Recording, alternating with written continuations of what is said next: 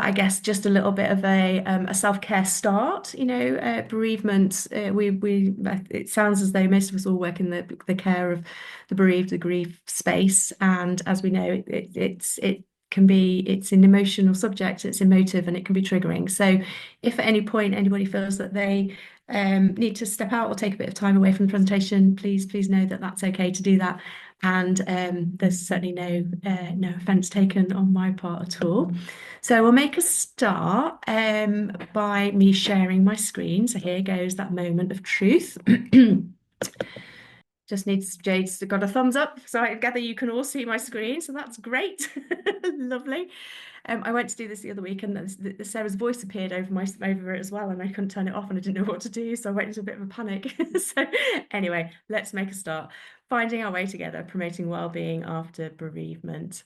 Um, I guess given that you're all here, you know a little bit about us and who we are. But we are Full Circle Funerals, and we were founded by Sarah Jones, um, an NHS doctor, and she founded Full Circle Funerals because she wanted to make a challenging time easier for people. We're independent, and we have 4 services in Guiseley, Bramley, Ilkley, and Harrogate, and we, as well as wanting to provide the highest standard of funeral care, it's really important to us, the education piece, I guess, around funerals and dying, death and loss and bereavement, and then supporting people with their bereavement after they've had a funeral. But it's not just about those people that we support as funeral directors, it's about the bereaved community and how we can best support and signpost people to the right bereavement support for them. And so knowing that, what services there are around us in our area, both in regionally and nationally, is really important to us. So knowing, I guess, how these Mind Suicide Bereavement Services work and operate and what they offer, knowing how Child Bereavement UK work and what they offer, what our local peer support groups do, it really helps us to be able to know how we can best support people and if they would like to know more. We also run creative bereavement workshops, because there's lots to be said for just doing something creatively together and having to have that safe space to be able to talk and share. So just wanted to start with a little bit about us and who we are. We're going to talk a little bit about the fundamentals of loss and bereavement. We're going to talk about self-care after bereavement, staying connected, what bereavement support might look like and feel like. How do we find that? Where do we get that from? How do we all help each other? And then we're going to share some ideas and questions and reflections, if that's okay, because you're going to have lots of things that I'm going to just gather in as information sharing and take away and share with other people. When we're talking about bereavement and talking about grief and health and care, who is it we're supporting? I think all of us will recognise that if we as an individual were to experience a bereavement, we recognise that we are grieving, but we will be aware of that it's not just us and that we are also in our role, probably also supporting other people, whether that's our parents, our siblings, our children, our partners, our friends, our colleagues. We're not in a silo in any of this. We're surrounded by, for the most part, we're always surrounded by other people who we will be aware of their emotional needs and what they would need and want. I guess as field directors, what I sometimes hear is like, oh, I'm okay, but I'm really worried about, or I'll be all right. I'm going to just need to look after so and so first, and then I'm going to look after myself. And we do always put those other people into that mix as well. There's another strand to that as well. Are you an employer? Do you employ people? How do you look after people that you are employing when they come to you and say, we've had a bereavement in our family, or this has happened to me and I'm going to need some time off and I need to come back to work. So there's the other aspect to this as well, as there's the returning to work or looking after a staff team. It's really important that we understand and recognise, no matter who we're looking after, and I'd put ourselves in that as well, that somebody's grief journey is a unique journey to them. It is their own grief journey. There will be many parallels, perhaps. There will be many things that get said that resonate with people.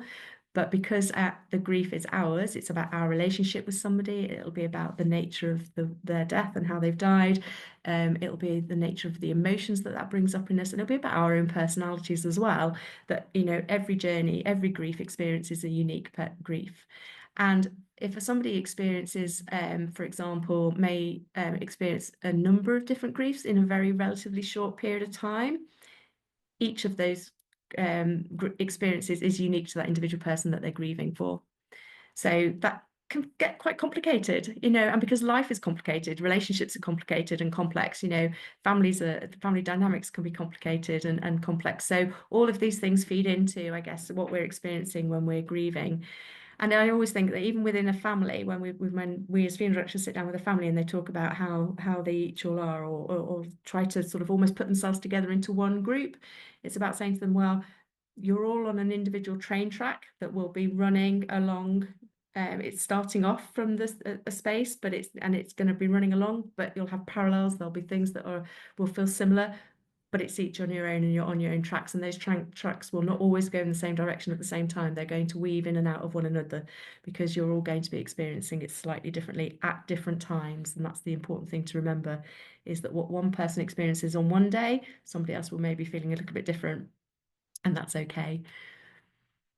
We're not going to spend a lot of time going into the different grief theories, but I think it's important to mention that they're there, they exist, and I guess this has been sort of the cornerstone of a lot of grief work that goes on in counselling and therapies and bereavement support.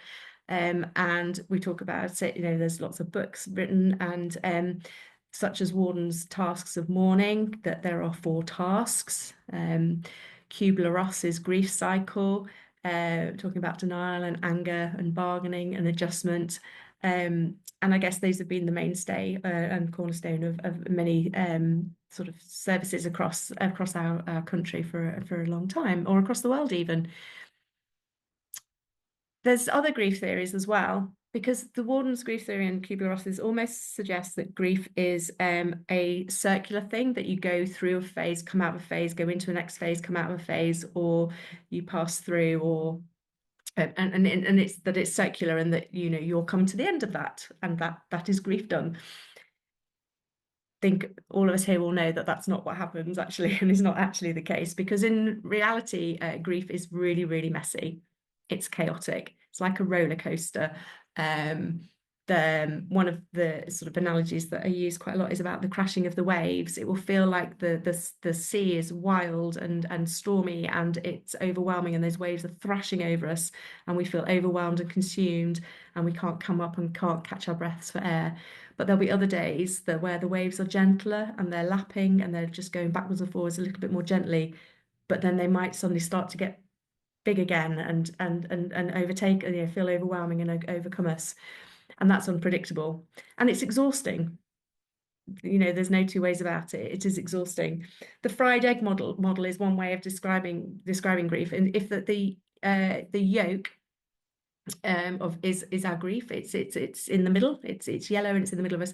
And the grief theory of the fried egg model suggests that remains the same size all the way through our grief for somebody. But the white around us, if you can see on the picture at the bottom, there's no white initially in those first days, weeks, months, years, whatever that might be, because the grief is everything. It's all consuming. There's nowhere around me. There's the rest of the world around me. And over the passage of time, the white starts to appear and gets bigger and bigger and bigger. And that's our world, our life adjusting around our grief. That's the adjustment that we're making and what happens to us. And you'll notice, I guess, from that picture, the egg white, it's undulating. It's not smooth, it's not round, it's not even, it's not beautiful, it's not pretty, it's messy still, and it's uneven.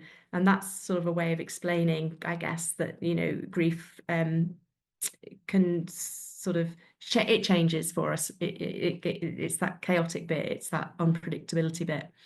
And the other picture on the screen is the zigzag of, like, it's messy, it goes in and out, in and out, in and out, and go backwards and forwards from one thing to the other. We may not always know or recognize that that's what's going on. So what does it feel like in terms of the physical feelings of things, or the emotions of everything? So, it can feel that there can be shock, numbness, sadness, that emptiness, that empty feeling. I don't know if anybody's ever seen that picture of the statue sat on a bench where there's just the outline of the body, and there's a massive great big hole in the middle. That's a really excellent sort of picture, I think, of what grief can look like and feel like. The denial part of I can't believe it's happened, it hasn't happened, it's not really happening.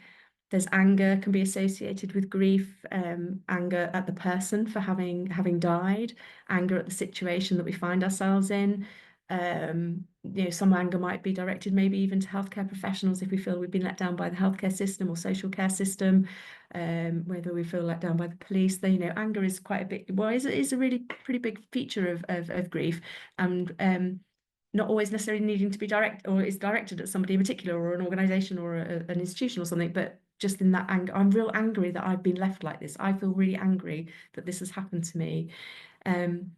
We can feel relief and guilt. Now, these are interesting concepts in many ways. So that feeling, some people will talk about, I feel relief because if somebody's been in pain, they've been through a lot medically, or life has been really, really difficult and really challenging. We feel relief because we feel that they're at peace and they're no longer suffering. As humans, we do guilt really, really well. So we like to say, oh, I feel really, really guilty. Like's the wrong word, obviously, but I feel really guilty. And I feel really guilty for feeling relieved. So those two things can often get sort of mixed into the mix a little bit together. We can feel helpless. Depression is, statistically, depression is significantly linked to bereavement, and particularly in the first year. So sort of that may be something people present to their GP with. The yearning is the sense of, I really wish that they were still here. I really wish I could talk to them. I yearn for them to be here and be around. So those are sort of some of the things that grief can feel like for people. There's physical manifestations of grief, and those come about through the release of stress hormones that happen to us and our body when we are grieving. And it's not just a one-off release, if that makes sense. This is a continual, perpetual thing that's going on as we're grieving. And those physical manifestations could be in the form of headaches, joint pain. If we think about where we might hold our stress, we hold it in our necks and our shoulders. So those joint aches around our neck and shoulder areas can be associated with grief. I've spoken to physiotherapists who've said they've had patients present and it's no real obvious reason as to why they've got a particular ache or joint pain. And then when they get down to sort of like, talking and understanding a history, it comes down to an experience of bereavement. The digestive problems is interesting because what happens is that there's a couple of things, I guess. We maybe don't eat as well. We don't eat as regularly. We don't eat as nutritionally, the balanced diet, the rainbow plate. When we're grieving, we don't have the appetite to do that. We don't have a desire to cook. We don't feel like we've got the time, energy, or inclination. But also, what also happens is that the hormones that are released affect our ability to digest minerals and vitamins as well and as effectively. And so that also impacts on our nutritional balance. And there's a lady called Sabine Horner who has regularly, once a year, gives us a presentation around the effects of bereavement on our digestion and grief on our digestion. And it's on our YouTube videos that you could look into at a later date if you wanted to look into that a little bit more about how grief impacts our digestion. People might experience chest pain, palpitations, anxiety, difficulty breathing. Please, please, please never leave those things uninvestigated by a medical professional because, of course, chest pain, palpitations, anxiety, difficulty breathing could be other things. And those always must be checked out medically without making any assumptions that they're related to somebody's grief until that's been checked out. But certainly people talk about feeling anxious about going into situations or anxious about going shopping or doing things for the first time, for example, and that anxiety feeling that they have that they've never experienced before, but they find themselves experiencing for the first time and can't quite work out why or what's going on or what to do about that. Probably everybody we ever met will talk about the loss of sleep, the sleep disturbance that happens, and that could be that people fall asleep relatively easily, but then wake up at 1 a.m., 2 a.m. and then can't get back to sleep because the brain has kicked in. And because what your brain is doing is it's trying to process what's happened, and that we feel asleep, we get a sleep disturbance. It might be that you can't get to sleep. And then when you finally do fall asleep at 2 a.m., of course, what happens is the alarm goes off at 6 or 7 because you've got to get on with the next day in some way or other. So we're not getting the sleep, we're not getting quality sleep. I don't know when and how it shifts and changes, but I'm going to suggest that for the most part it does, or that we make some form of adjustment, but we recognize that we haven't slept in the same way since. We somehow adapt or tolerate the change of sleep pattern that's happened to us. We have experienced poor concentration. I'm going to come on to this again in a little bit, but brain fog, bereavement, grief, brain fog is real.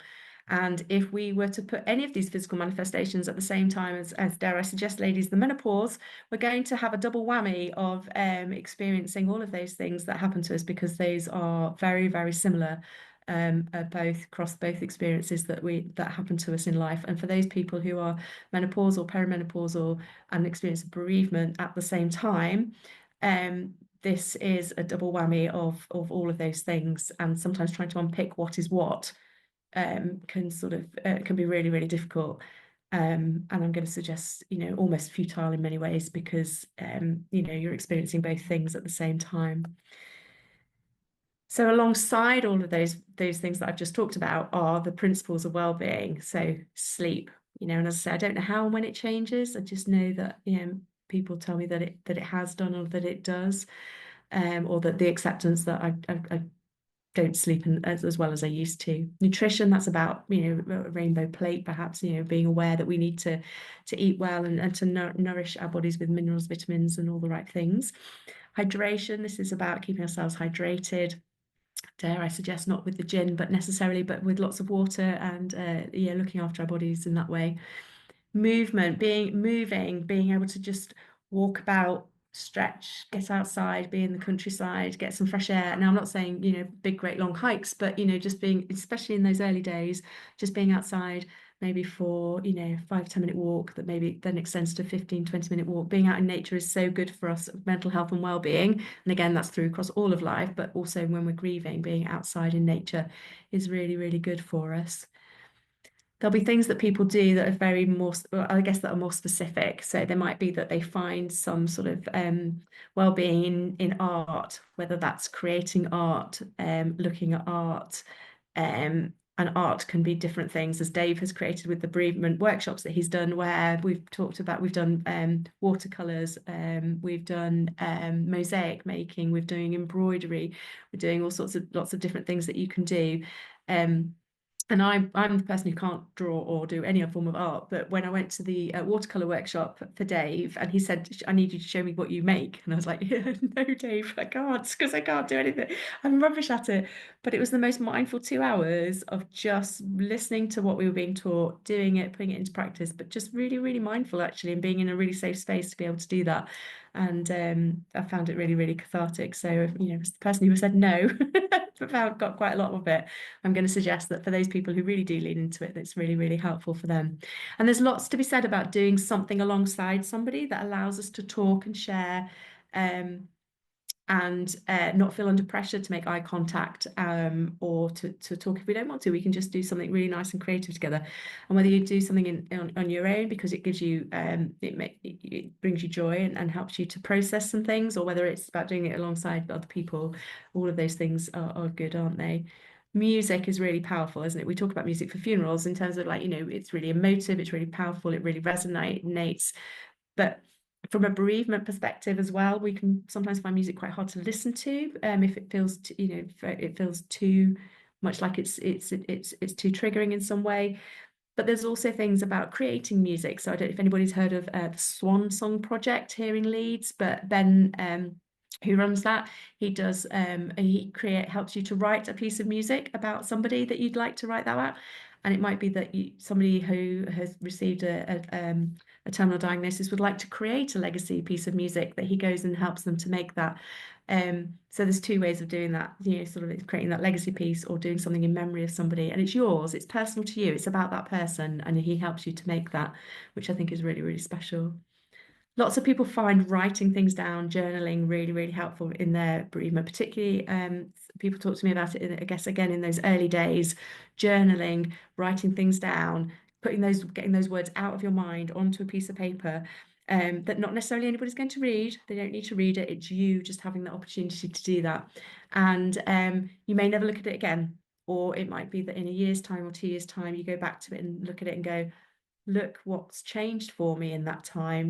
This is what I was thinking and feeling at this point, and now I'm looking at it again. That's what I'm thinking and feeling now." And you can see how things maybe have changed for you, because I think it's very easy for us to feel very stuck in where we are, or thinking that we haven't nothing has changed or that we haven't moved forward in some way, but it's not until you reflect back that you can acknowledge that that's what's happening for us.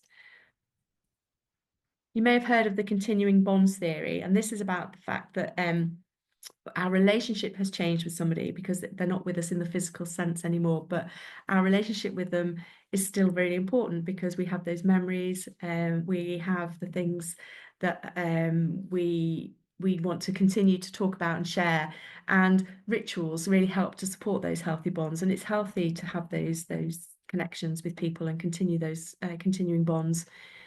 And I think we recognise, of course, that headstones, having a headstone somewhere, such as the cemetery, or what we do with ashes, are rituals that we all recognise and know and acknowledge are important.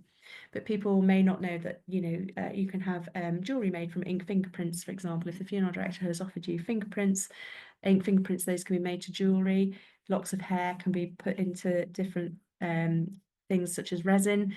You could put a lock of hair and a little portion of ashes into sort of a wooden block that has a candle on the top, so that you know that that's that connection with somebody. There are other things that help us to have a continuing bond. So you'll see my picture of Wilbur the bear. He's been made from the clothes of somebody who's died, and they're really accessible because they don't cost a lot of money to have made, and they're cross-generational. I've known people have one made for 4 generations of families, so it's really nice to keep that connection going. And yeah, he's brilliant. He travels with me wherever I go to give this talk. So yeah, he's fabulous. Places and objects can be important. So I don't know, maybe going off to a local coast, or a local nature reserve, or National Trust place or something. Having those connections to those places can be important. Dates can be important, anniversaries particularly. Again, as funeral directors, we have a lot of conversations with people where birthdays, Mother's Day, Father's Day, anniversaries, Christmas, Easter, and it's often for us a time where people will get back in touch to make some decisions or ask to collect the ashes, because it's an important time where we bring families together, we bring people together, we're going to go and do something, and it's a time where we can say, we'll take the ashes and we're going to do that because we're here together now. So dates are really, really important. Food, that lovely chocolate cake there at the bottom there, is from a colleague of ours who they make that in I guess in memory and a chance and opportunity to talk about a grandparent who their children would have been their great grandparents, so they don't know them particularly, but it's a chance to talk about them and say, this is their cake, this is their recipe, this is what this is what was important to them in life, this is who they were, this is what they did. And it's just a chance for that the youngest generation to hear about the oldest generation, even though they didn't necessarily know them.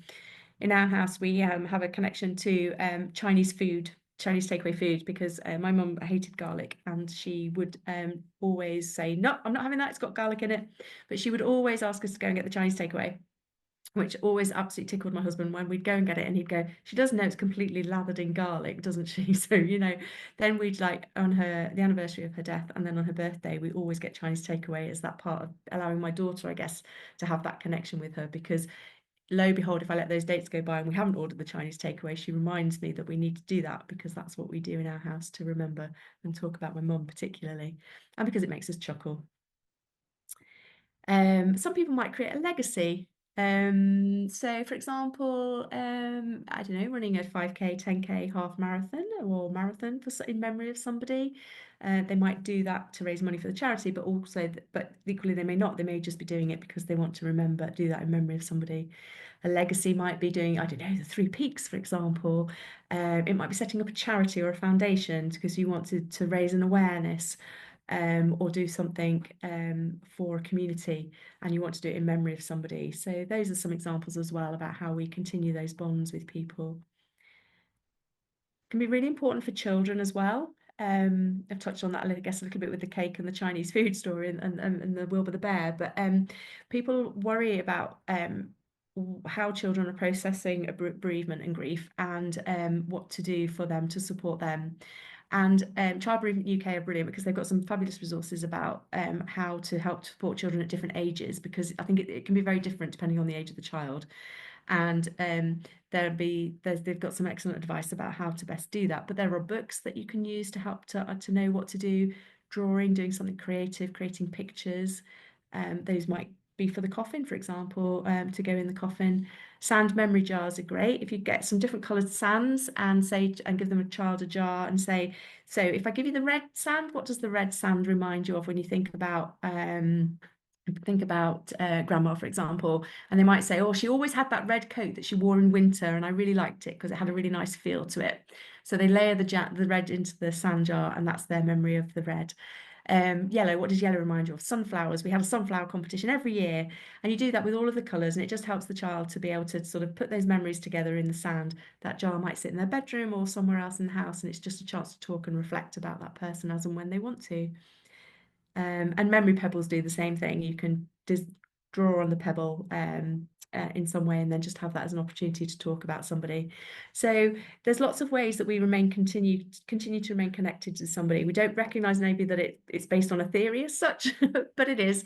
And it's those rituals that we all find, not all of us, obviously, for some people that it's not something that they would recognize that they were doing or want to do or need. But for those of us that do, then that's what's going on there for us. It's really important also to recognise that the world is a multicultural society, and we live in a world where there are different faiths, different religions, different spiritualities, and it's really important to recognise that all the different ones that there are, will have different death rituals. They'll have their own death rituals, a funeral ritual, and grief rituals, and they are going to be different. And because as much as they're different for us as individuals, they're also different for those community groups, faith groups, and religious groups. So just by way of example, I guess to make some suggestions about what those might be. For the Muslim and Jewish faiths, where there's the burial within 24 hours of death, the mourning period that they have. Hindu and Sikh faiths, they will ask to witness the charging of the coffin at the crematorium. The ashes don't go home. The ashes will usually be placed onto water. 13 days of intense mourning. And those of you who will have maybe know about or experienced the Irish Catholic faith, then they have an open casket vigil at home, and the burial is also within a few days. It's okay to ask somebody what's important for them in their faith about the death ritual and the funeral ritual and the grief ritual. You can respectfully ask somebody, oh gosh, so what does this mean for you in terms of your family and what you'll be doing now for the next few days or weeks or things. You can be interested and you can show some support, and it's the understanding that helps us to then know how we can best support somebody. And particularly I think for employers as well, it's important to know how this is in those groups, those different faiths and religions, because there's going to need to be some adaptation about an expectation about how you can make that support them in the best way possible when they're at work and coming back to work. We're going to move on now to bereavement support and counselling and peer support, and what does that look like and what's possible. So the Good Grief poster there is saying, just because I'm smiling doesn't mean I'm not grieving. There's lots of things that people do where they put on what they would describe as a brave face, or put on their armour, their wings of steel, to just present themselves to the world. And it's about recognising that we may present as one thing, but actually that doesn't mean that inside there's not something else going on for us. When people ask for the different support, the questions often asked, is it too soon? Does the timing matter? Is it too long? Has it been too long? It's important to understand there's no time frame to grief. There is no time frame. And some of the things that are unhelpful is putting a time expectation on people. Phrases such as "you should have moved on by now" are really unhelpful to those people who are grieving. They tell us all the time, that's not been really helpful to me at all. But please don't say that. And everybody's time frame is different. What people don't often know or anticipate is that the second year is often worse than the first. I speak to lots of people through our peer support groups who say to me, in the first year I was just existing. I was just surviving. I was just coping. The second year is worse because that is when we have our reality. That's our reality moment where we say, they're not coming home. I have to do this on my own now. How am I doing this? Support that people will want to access, I guess, is very different for each of us. It'll depend on their circumstances, perhaps. It's important to know what's available and what's possible. And that might be whether somebody wants something one-to-one, whether they want a group counselling or group peer support. There might be that they want something face-to-face, that's really important. Being in the company of other people is important. They might want to do it online. Maybe that's because of the practical logistical things of the timings. Back at work, I can only do something at night, but I can't get to somewhere because I've got childcare. So I want to be able to do it online or doing it on the phone. So counselling, often people talk about the fact that they've been told they can't access bereavement counselling until 6 months after the death has happened. And the theory behind that is that you're processing everything. So the counselling would come in after sort of a 6 month time period, where you're then able to then sort of have that counselling to help you to process, to sort of talk about that processing and what that means, and what the future then I guess is looking like, or some tools and things to help you know what to do.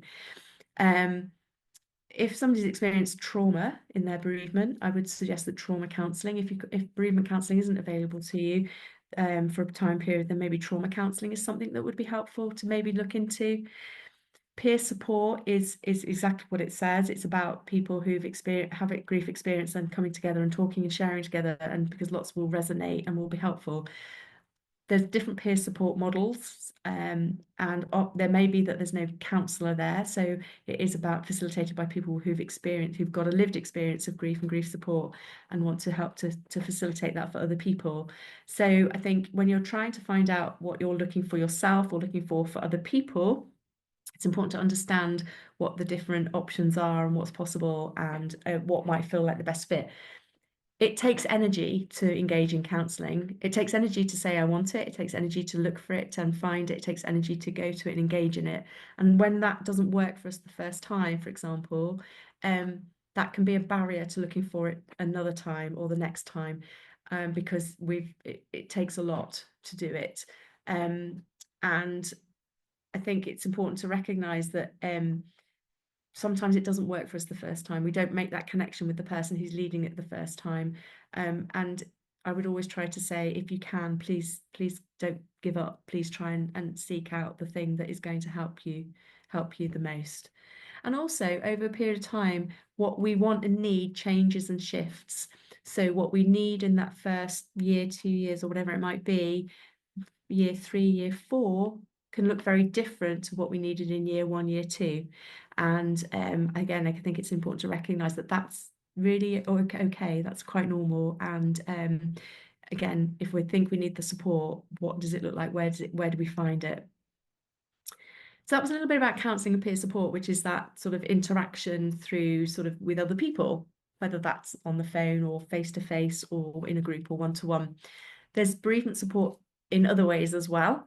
So there's books, there are podcasts, there are websites, web groups, there's social media, and there are grief charity websites. So the Good Grief Trust, for example, has lots and lots of things on its website that people can use as resources or a directory to find support. There are things such as Compassionate Friends, Widowed and Young, Child Bereavement UK,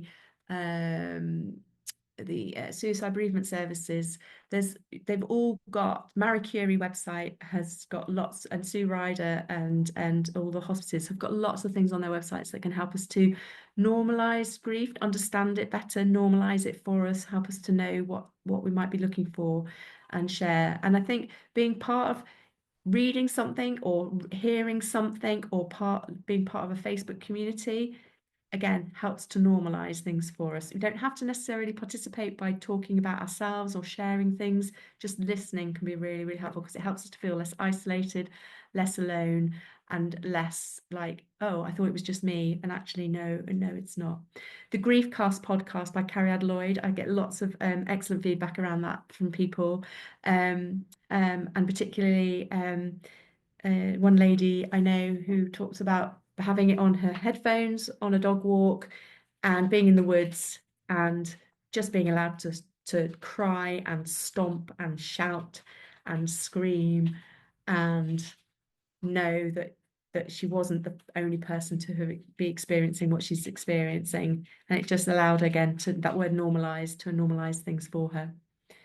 Bereavement support is about, and this is so true of life in general, really, but it's about kindness, understanding, gentleness. It's about language. Language is really, really important. Of all the groups I attend and go to, lots of people talk about things that I've said to them that have felt really hurtful, that what meant, and people say it in a well-meaning way. They think they're being well-meaning, but it isn't helpful to people. So, for example, have you not moved on yet? It's been a year. Why are you not dating again? Or why are you still crying? Or why haven't you taken your rings off? Or you're still wearing your rings? What's that all about? People think they're perhaps trying to be helpful or kind, but it's really about having an understanding of the person that you're talking to, about what they're at, where they're at, what they need, and what's helpful for them. Thoughtfulness. So meal drops. I'm a big advocate for meal drops. And if you know somebody who's recently bereaved, that coming back to the nutrition thing, cooking and thinking of food is really difficult. Particularly if you've got a family to feed as well, you've got children to try and feed, it can be really hard to put that energy into that. Just having a meal put at your doorstep that you don't have to think about can be really, really helpful. It just means that you've got one less thing to consider. And even if you end up stacking them up in the freezer for those days where you can't do it and you can't manage, you've got a meal that you can just quickly whip out and have everybody fed. Anniversaries, trying to just be mindful about anniversaries for people. Maybe sending a text message and saying, thinking of you today. I know today might be a bit tough. What might you doing today? How are you going to look after yourself today? Those things really mean a lot to people when they receive those text messages or thoughts or an acknowledgement or awareness that there's an anniversary. And often when we're supporting people, we might hear the word no quite a lot, or I'm okay, no, it's okay, please don't. People don't want to feel like they're imposing upon us, don't want to put upon us. But I guess I would advocate for it's okay to keep trying. It's okay to keep trying, because there might be a day where actually that no turns into a yes, and you might have just caught that person at that moment where actually they could just use that little bit of help. One of the things that we do is we go, how are you? It's a big statement that people find really overwhelming to answer. And how are you today sort of breaks that down a little bit, because what it means is that somebody can turn around and say, well, today's a really bad day, or today's been a really good day, or yesterday was really rubbish, but today I'm feeling a bit better. It just helps to break it down a bit. That how are you? We know people say it because they mean well. We're also mindful that they don't really want to know how we are, because if I was to start to tell them how I really am, they're probably going to run for the hills. And we then maybe don't share with people how we really are. It's having a little bit of faith and confidence that if you were to break that down a little bit, you might just get an answer that allows you to then go a little bit further into that conversation. But it's also important to recognise that if somebody doesn't want to talk, they don't want to talk, and that's okay. That's okay. Maybe just a gentle arm on the elbow or shoulder to say, well, you know where I am if you do, if you feel like you want to reach out. Returning to work. What do people worry about when they're going back to work? Because going back to work is a big thing. And people do it at different points. So what I want to try and say here is, for some people, they might need to continue to work after the bereavement and before the funeral, so they will dip in and out of work and go to work. Particularly, I think if there's a long wait for the funeral, that they need to go back to work, whether that's financial reasons or just from a routine perspective, a distraction perspective, contact with other people, so that they may go back to work. Some people may not go back to work until after the funeral has happened. And what they might worry about then is that then I've got to then face everybody, and they might ask me questions, and I don't quite know how I'm going to do that. I'm not sure what that is. Some people may not go back to work for a while, and for very, very sort of very practical reasons in many ways, whether that's about childcare, whether it's about processing what's going on for them, needing to just not being ready, not able to go back to work. And having an extended time off where the GP will extend a note for them so that they're not returning to work just yet. And some people may never go back to work, depending on the circumstances, where they are in life, what's happened for them. They may not go back to work, or they may go back to a different job. Some people may go back to work, have an awful experience of returning to work, and decide that they're not staying, and then look for a new job. And all of these things I hear about on a fairly regular basis. So there's lots of things that people are mulling over when they're returning to work. And what do employers consider when somebody's returning to work? Do they give any thought to how will I help support somebody today when they come back in for the first time? Do they want the team to know what's happened? Are we talking about this and sharing it with everybody? Will they want to sort of take a little bit of come back on a phase return? And I'm going to come back to that on my next slide. But the reality for all of us in our grief and then also for returning to work is that we may return with a bit of a brain fog. We talked about that earlier about that confusion, not able to necessarily hold on to thoughts and concepts, being sat in meetings with a bit of a blank stare. Sorry, can you say that again? I didn't quite hear what you said or catch that because your mind tootles off to something else or a bit distracted. I remember going back to work and I remember really clearly thinking, all of your lips are moving. I have no idea what any of you are saying. I honestly couldn't tell you what any of you have just said to me. I maybe come back to me in about 3 weeks when I might be vaguely aware of what's going on. But lips were moving, but nothing was computing in my head. So somebody who was, maybe organized at work might appear scatty and disorganized, again, because their mind is processing and they're distracted and they can't necessarily hold on to particular thoughts or concepts. They might have what we would think of being frequent flat days. So they come in and you feel like they're just feeling really, really rather flat. It can take a lot to walk through the work door. I remember talking to a lady who said that she basically, it took a lot to get out of bed, took a lot to get into the car. And then as she was walking up to work, she would put on her wings of steel. She would put her armor around her so that when she walked through the door at work, she presented as somebody who wasn't maybe necessarily finding it all really, really difficult. And in that moment of feeling overwhelmed, self-doubt fills in. We start to doubt our ability to do the job that we've once felt quite capable of doing, but we have doubt that we're able to do it. We worry about how other people are perceiving us. Will my boss think I'm no longer able to do this? All of those things go through our minds. I love this one. We look tired. We look exhausted. Please don't tell me I look tired and exhausted. I already know that I'm tired and exhausted. Telling me I look tired and exhausted. And again, it comes from a nice place, doesn't it? But maybe just having that re-emphasized that you're looking tired and exhausted may not necessarily be helpful. Somebody might be quite erratic in their mood and be quite snappy with their answers. Again, it's just that we're processing so much stuff that we just, yeah. And the loss of filter. The loss of filter. People might say something, you might, yeah, but do you know what? The worst thing that could possibly has happened to me. I don't actually really care, don't actually really know, or I'm going to tell you what I truly think. And sometimes we see that going on for people as well, where they've just, it doesn't matter to them. It doesn't matter. They don't care. And that's okay. When somebody is returning to work, what can support us? I think, as an employees would like to know that their employer recognizes that what one person needs may be different to what another person needs. Now, as an employer, that can be quite difficult to know what to do or manage that, I guess, because we've got an organization to run, a business to run, whatever that might be.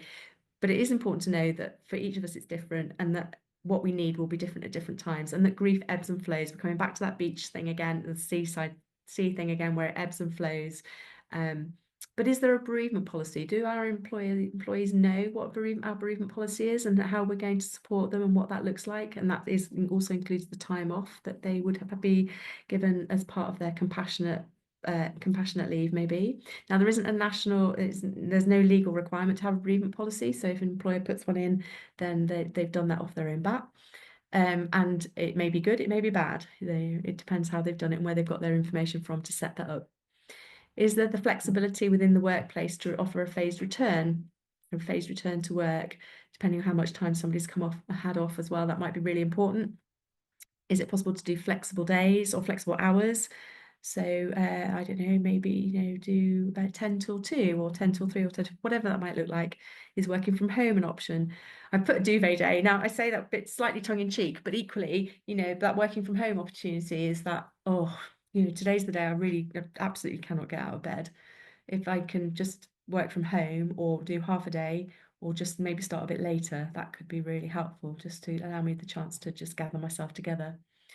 Is there a quiet space to go to at work where if you're feeling overwhelmed, you could just take yourself off to for a bit of a quiet moment? Is there an opportunity to have some time outside, get some air, go for a bit of a walk, get a bit of a stretch of the legs? Compassion and understanding, an awareness that it's okay to not be okay. I've come back to the anniversary thing again and significant dates.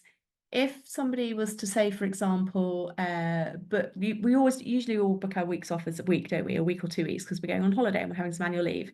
If somebody was to book a single day off, that might feel slightly out of kilter, out of context, or whatever. Um, it could be that that's because there's an anniversary, and it could be that they've taken the day off because they don't want to be in work on that day, or they've made plans to go somewhere with people or do something together as a family, but being at work isn't where they want to be, and they come back into work the next day. Oh, how was your day off? And it might be then that that's the time they share with you where they've been, what they've done, and why they've done it. So just an awareness, I guess, that, anniversaries are important to people and they may do things within the workplace that mean that they can have that time off. Also, that thing about dropping them a little note or a message to say, I'm aware that there's a date coming. And also their mood will maybe different in the weeks running up to it. Lots of people talk to us about the fact that the anticipation of an anniversary is huge. And often they find themselves surprised, A, how big it is, but that it is big. But then the day itself is less big, if that makes sense. It's not the anticipation has been greater than the day itself. So again, somebody's mood may change a little bit in those weeks leading up to the anniversary, and that's because again they're just having this awareness that they've got something significant coming up. And maybe reflect on what you've found helpful or unhelpful in these situations and things, and that you could then sort of almost like forward that on in that respect, or pay that forward to the person that you're with. I'm not really going to talk much about vicarious trauma or bereavement at work, but it is just to say that vicarious trauma is a thing where we identify somebody else's experience, pain and suffering and need, and it does become part of our own experience as well. Then the bereavement at work, for those who are professional carers, and that's whether that's home care, care homes, hospital, hospices, you form close relationships with the people you're looking after, whether that's the person themselves or their families. And when the person dies, you are also grieving as well. It's important to recognize that it will impact on you as well, because you have formed a relationship through work, and we're not infallible. We are human and we experience that too. And I was recently at a care home where they talked about they had all experienced an unusual large number of bereavements within a short space of time, and they were all quite bewildered and not quite sure what to do with any of that. And it takes a little bit to unpick. So yeah, just to be aware that these two things are a thing. Now I'm mindful that I've been chatting for about 50 minutes or so, but we're about to come to the end, and I'd love to hear your thoughts about what you have in your own personal experiences have found helpful, and unhelpful as well, because that helps us as well, doesn't it?